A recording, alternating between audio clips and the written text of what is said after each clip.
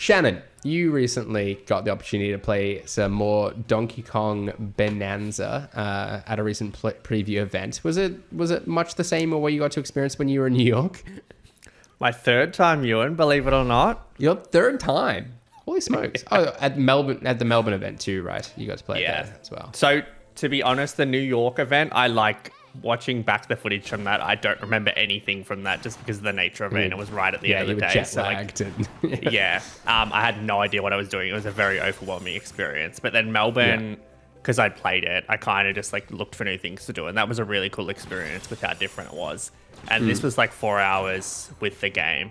And the first like hour was the same as what I'd done, but I guess it was different because you were trying to unlock Pauline, and then once you got Pauline, you got to do that world with Pauline and the first Bananza power up. So it was kind of cool to actually see that world in a different way. Like, if you didn't play the demo before launch, I don't know if you'll ever get to play that version of the game where Pauline didn't exist in that world. So it was kind of cool to see how that changed it up. But I'm very...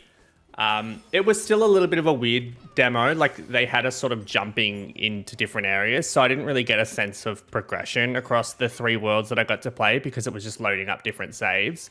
So I'm still a little bit unsure to like the final flow of the game, but definitely way more sold. It actually seemed to be running a lot smoother. Again, I don't know if anyone's ever played it on handheld, so I don't know if that's going to be a different story, but it looks absolutely stunning. Like, there's so much happening on screen at all times, and it dropped frame rates a few times, but nothing too crazy, and it's 60 most of the time. But yeah, I say in my preview, this is like DK's moment. Like, it's like the Breath of the Wild treatment. Not in design, but I guess just like in terms of creating a modern game with like this 30-year-old character. And I think a lot of people are going to love it, for sure. You say like more kind of modern game, but you showed me some footage of it as well. There's kind of like 2D sections as well as 3D as well. Can you explain to us like how the game's structured? And yeah, so each world is called a layer. So if you think of like Odyssey and that being planets, it's very similar to that, but there's like lots more different areas that you're unlocking. So the first world, you're playing with water levels to sort of unlock new areas and new pipes. The second world, you're doing mine carts to get from, I guess, section to section. And the third, there's like poison surrounding you, and you're using like little seeds on wood to create new entries. But yeah, I guess it's a mix of Odyssey and Breath of the Wild, because I guess you do have like lots of challenge rooms which feel like separate to the level. In terms of how they're structured, and like, so you're looking for like these shrine-like areas that can be like 2D side-scrolling levels. They can be like beat 'em up levels. They can be like hard platforming areas. So there's a lot of variety there, and like it was really fun just going around and finding those, for sure. We made a lot of comparisons, kind of seeing it to Mario Odyssey. Do you think it's likely to be that sort of level of quality as well? Is it like fair to expect that? I think so. I went back and played maybe an hour of Odyssey on the weekend just to kind of have a comparison. Like, there are similarities in like art style and some of the platforming stuff. I actually think there's a lot more to do in these worlds. I think there's going to be less worlds, like maybe 5 to 7 as opposed to like 15 plus in Odyssey, but I think they're more dense and there's a lot more things to do in each of them. And I guess coming away from my other 2 previews, I was a little bit worried it would be repetitive just with the destructiveness, but I guess the power-ups that you get in the ostrich, zebra, which I didn't get to play, and the Bananza Kong with his thick booty, which I have to get a mention in for. I think that's going to really bring variety. And again, I can't speak to progression, but I get the sense there's like a Metroidvania element to it in like, as you unlock more of these Bananza power-ups, you can go back to some of the other earlier areas and access new areas that you couldn't before. Cool. Again, that's kind of just my thinking in the sense, because you can just take them with you as you go through the game. But yeah, I think it's going to be a really good game from Nintendo, and I think it's going to really put Donkey Kong on a new plane, for sure. If we just go back a second, what does the ostrich egg do that you mentioned? So again, I don't really know why this is the thing, but Donkey Kong can transform. So the second power-up that I got to play is an ostrich, which he can flutter. So like, you can glide down and you can unlock different power-ups. So like, there's a bomb egg power-up. I didn't really get to look at some of the other ones, but yeah, just So it, weird like, stuff takes like on that. some That of the makes traits of like another animal, basically. Well, yeah, Right. literally that. And I don't know why Donkey Kong would become an ostrich, like literally like a massive ostrich, but that's the kind of shit that's. And I guess you think about that with Odyssey, right? Like, why is Mario Like Cappy becoming taking like on, a T-Rex? Yeah. Like, why does that happen? But it just, you don't really question it when you're doing it. I think Yeah. with And it feels good. DK, though, like in the country games, you do transform to animals in those, so like it's Right. not Yeah. out of left field. And you entirely. used to ride like an ostrich and stuff, used to right? Like, ride there's them, always yeah. been that animal kingdom. Yeah, it wasn't. It's just weird. Yeah. Like it's weird, and the music is like very Splatoon like. It's very just weird compared to everything else Donkey Kong that we've seen. But I like it. It doesn't hold back any punches, and it's just insane. Just sound goofy and fun. I feel like we do need to give his ass a little bit more attention as well. What did you make of the kind of character model? haven't Like, stopped. It's been a bit of a talking point, I guess, coming into this. Yeah, I mean, I don't understand why his ass is that fat. Like, so when you're riding the minecart, and I am going to do a video just on his ass and all the different angles that I of took. course. Like, his ass literally sits on top of the minecart. And, like, I don't understand why that needs to happen. Oh, like And it kind of has like its own- protrudes up the top. Yeah, like Right. it can't fit. I don't know why so I it made has to this sit on motion. top. Well, that's literally how it is.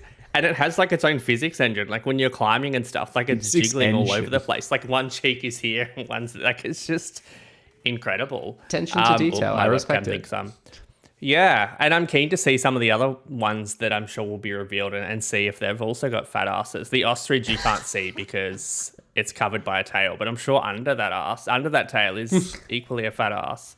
Well, now my webcam is just it's getting too excited. Your webcam's really interested. It's zooming in. Yeah, no, I'm keen for it. I guess my one issue, not issue, but my one worry, and I had Odyssey does the same thing when you go behind like into a wall or something. Like it does this weird thing where your character kind of disappears. But I think it's more prominent here because you're literally like digging down or digging into things constantly, so you just lose your character. So I do think the camera could be an issue for some people, but yeah, overall I think it's going to be a huge moment for Nintendo and a system seller at that. So, like, how much does the digging kind of play a role, and how exactly does that all work? It's less about dig. So the thing, I was worried it'd get repetitive or just be really like vanity. But the good thing is like every boss has destructible elements. So like one of the bosses you have to like bash from the bottom to get to the top. Another one has like things around him and you're in a minecart like spinning around him and you have to crush elements. Like some of the obstacles in game, like there's lasers that you have to dig under, Right. or like thorns that you have to bash. So like it's a big part of the game, but like it's less about just like smashing things, like that I guess is all you were doing in the first few demos, and like they've really used it as a game design element. And then obviously there's just things hidden everywhere, so like bananas, fossils, maps. So there's good incentive to dig, and Right. everything But you're not stays the spending same. your That's the cool entire thing. life underground. You're just kind of using it here and there to kind of help traverse the level. Essentially, I think it's like how much do you want to explore and find everything versus just like get to what you need to do, Okay. right? But I think we were touching on it in What the Wiki last week that DK64 had the most collectibles of any game. I think this is going to come close to that just from what I've seen and like how much is there. So yes, and like it's a core part of the game, but you don't have to like just dig down or dig up or dig to your heart's content. Like there is purpose there. Yeah. But I will say like I'm impressed, even though like this is running on the Switch 2 exclusively, like the amount that's just happening at all times. Like I am genuinely surprised that it can run at 4K how it does and look this good. Based on my line of questioning so far, you might be guessing this would be my first Donkey Kong game. You'd be correct. I only really dabbled a little bit in Donkey Kong Country too much to James's disappointment. Do you think it's like a good kind of first timers Donkey Kong game? Like someone could just jump in without much understanding the character and enjoy it? 100%. I think James and I were talking earlier because the big thing about this is like are the Kremlins and King K. Rool going to feature? Like as far as we know, they don't, and they've only been in the Rare games and haven't been around for ages. But I think like you can play this game with nothing else. Like it's meant to be the origin story of both DK and Pauline potentially. So it's a great point to start. I don't think James, it's- you might want to. ever mattered though. Like I don't know. Yeah. You know, like if you play this, It's and like then Mario, right? yeah, like they're all different. So I think this looks like it'd be closer to DK64. Hopefully not too close. But yeah, I think did you get to? This is definitely the most story that's been in a DK game, yes. right? Yeah. Well, I mean, yeah.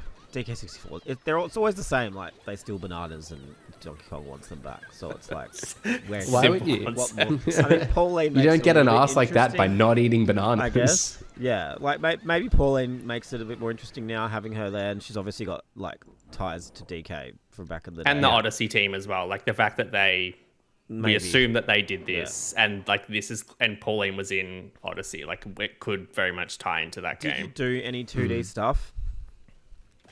Yeah, 2 of the levels I did, both challenge levels. So one was like a bonus level, like the classic DK levels where you're just collecting things and bouncing around. Again, you could use your power-ups in that, so I was using the ostrich to float around. Was that tight? And the other one was... It was, yeah. It felt like a 2D DK game, but I guess with the modern elements. And then the other one was more traditional, so barrels... thorns, spikes, and a mix of platforming. But again, still using the destructible elements, all the different elements, sand, you needing to pick up rocks and smash through things. And challenging, I will say the game is super challenging. Like it's very unforgiving in a good way. And DK games have always been like that. So I like that element. Nice. I realize if you liked Odyssey, you're going to like this, I think. And I really... do think it's gonna have the potential to be even better than Odyssey, and like it just feels like a tighter experience. And like again, where we can pretty much confidently say it is that team. I think they learnt a lot from Odyssey and also learnt a lot from games like Breath of the Wild and other Nintendo games. Yeah, and like they haven't officially said who's making the game, have they? Never do for any of their games. They never do. Yeah. It's Nintendo, so it's going to be a good team regardless. But I feel like we can say it's the Odyssey team. And it's out so soon as well, right? Like it's next week? It is. As of time of recording? I think still 3 2 weeks. weeks. 3 weeks. Okay. What's the date again? Remind me. I think it's July. I had 7th of July in my head, but that's 17th, I think. 17th. Okay. Right. Good stuff. I'm ready for another Switch game. I think the timing is kind of right. Yeah. Found enough to kind of keep me going on the Switch, but ready for this. I will say as well that there's second player stuff in it, like another player can control Pauline and like throw words out and like copy elements, and like you can use mouse controls or like any type of Joy-Con controls. And does the camera feature in any way? Not that I expected it to, but I guess like being a new feature wouldn't surprise me if they'd found a way to integrate it somehow. I mean, I didn't see it. Maybe you can just become DK's ass and just pan your face onto it. Yeah, true. I'm surprised it doesn't. Yeah. No, I can't wait to go and collect all those bananas and put the ass in potassium. You know what I'm saying? Yeah. It'll be a good 100%. time for all.